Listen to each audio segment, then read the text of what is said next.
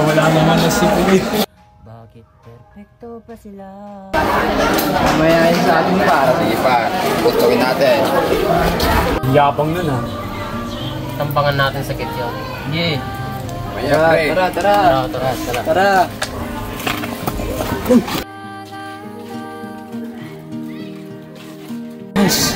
Mga tao nga naman, hindi na nila alam respetuhin yung kalikasan. Nalulunod sa batikos ng ano lamang kaya ko. Pre, kilala mo binabang ka mo? Bakit? Sino ka ba? Yung ibigan sa Uy, susunod kilalanin mo yung binabangga mo ha.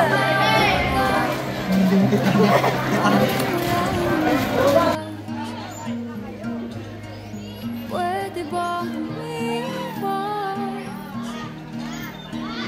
Hinahanap ang sariling ngunit Ay po, ma'am. Good morning po. Hello, good morning. Pwede po mag-reklamo. Yes, ano yun? Mga klase po po kasi mga basura sa tamang posisyon. Tapos, yung mga basura doon na pinagtatapon-tapon na yung mga basura. Saan sila nagtapon? Doon po sa may tapat ng tasong.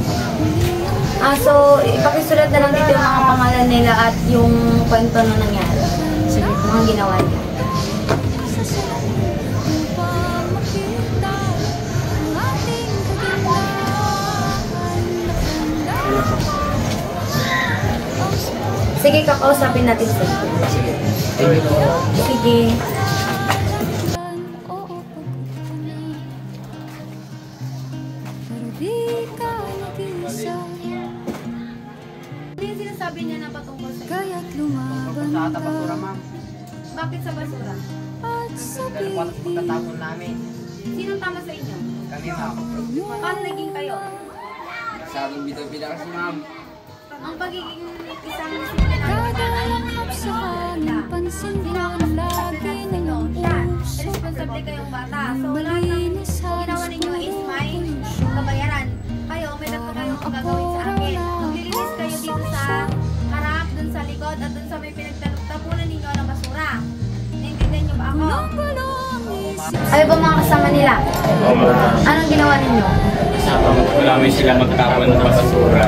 Kung ngayon, sama-sama kayong maglinis sa plant box, sa mini forest at dun sa garden. Sige po, ma'am. Sa susunod, huwag niyo nang ulitin yung ginawa niyo. Dahil baka sa susunod, siya na yung papalinis ko sa inyo.